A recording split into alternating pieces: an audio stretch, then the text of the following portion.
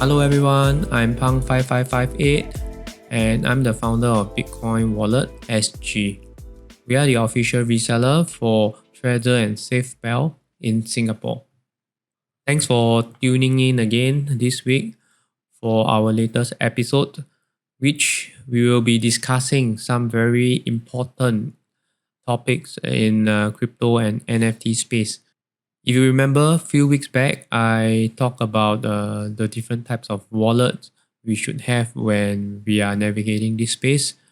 So I will start out with a recap of what we have discussed previously, and then I will share more on the different types of scam in more details, as well as the risks on each types of wallets that we are holding and using, followed by the conclusion. So a few weeks back, we talked about three types of wallet that we should all have. Firstly, a hot wallet for degen activities, minting of your NFTs on sites that you might not trust. You'll probably use that, or certain activities that you need to carry out the transaction fast. You can use this hot wallet. Usually, I use this hot wallet to register for all types of whitelists and pre-mint site and things like that. And then you should have a hardware wallet for day-to-day activities. And this hard wallet will be the one that you use to interact with various DeFi applications and also NFT trading activities.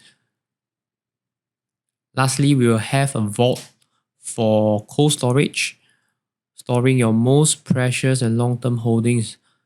And we aim to never use this wallet to interact with any apps, so that the risk that is present in this wallet is very, very minute. So I'm going to share with you the first type of attack vector that hackers could have. So if you look at this article, NFT god loses entire digital asset holding to hacker.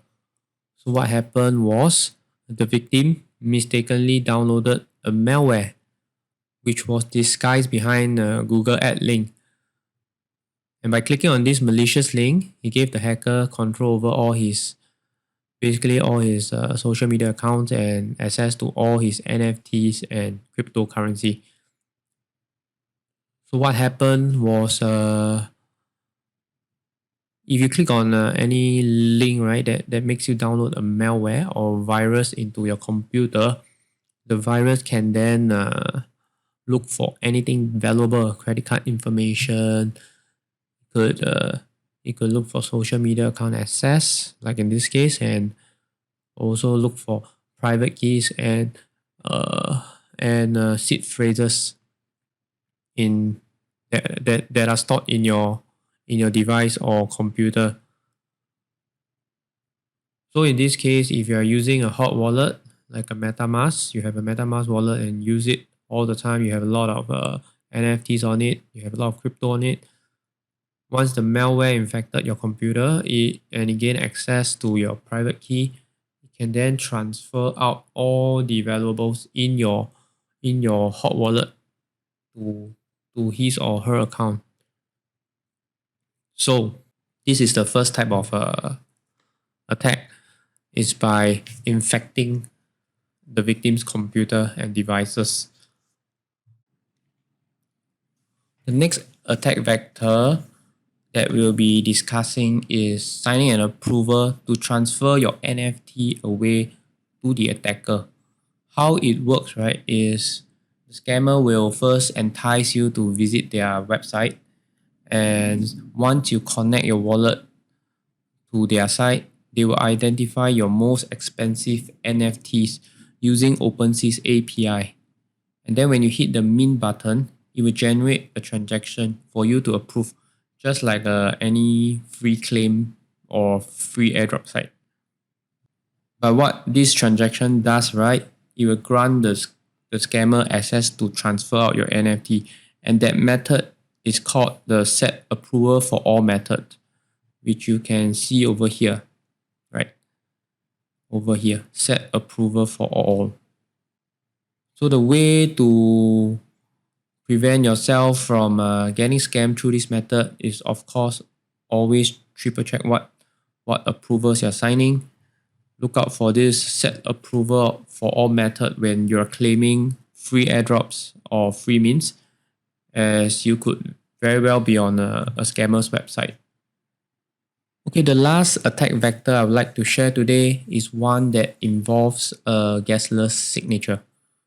Unlike the previous one on the approval, this one is really a bit sneaky, as the attackers take advantage of the fact that most messages that we sign are not comprehensible.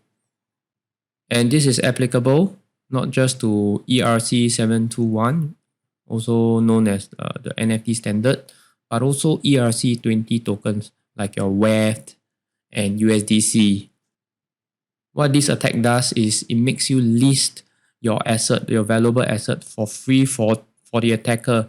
And sometimes they might bundle your valuable NFTs and list it as a bundle, which they can then take it off you for zero cost. The red flag here is if you are not visiting OpenSea or listing your NFT at the moment, and suddenly you notice this CPOT CPOT signature request from OpenSea.io, and that should really set off your internal alarm. And you should stop whatever you're doing, exit the page you're viewing. You're probably on a phishing site. Okay, now that we have went through the different attack vectors, I would also like to touch a little bit on how you can lose your seed phrase. It can happen if you store your seed phrase digitally, like if you have taken photo of it before or uploaded it on some cloud platforms.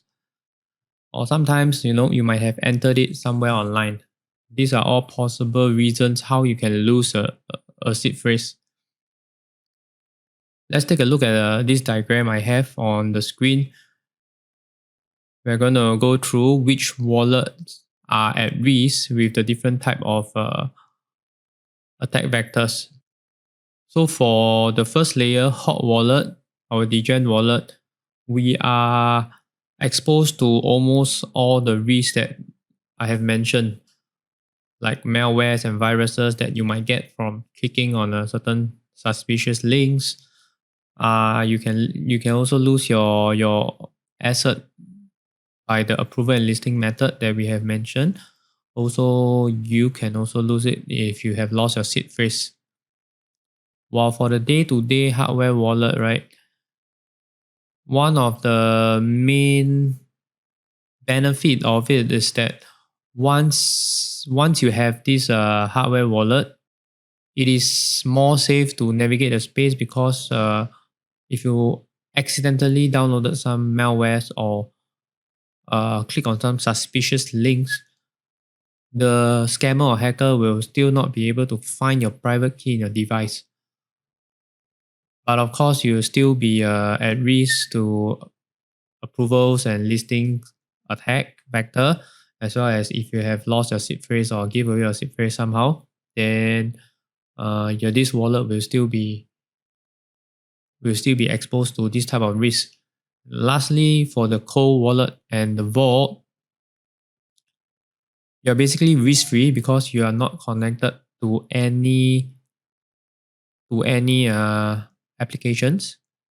Furthermore, your private key and your seed phrase are stored in the device, the hardware wallet itself. So malwares and viruses will not be able to access it. But of course, if you have entered your seed phrase online or store your seed phrase, mishandled it somehow, then yes, you could still lose your asset in that manner. By understanding what are the risks present in all these different wallets setups, you can navigate this space with more confidence. We have come to the end of this week's episode. And once again, if you have learned something today, please share it with one other person who can benefit from this.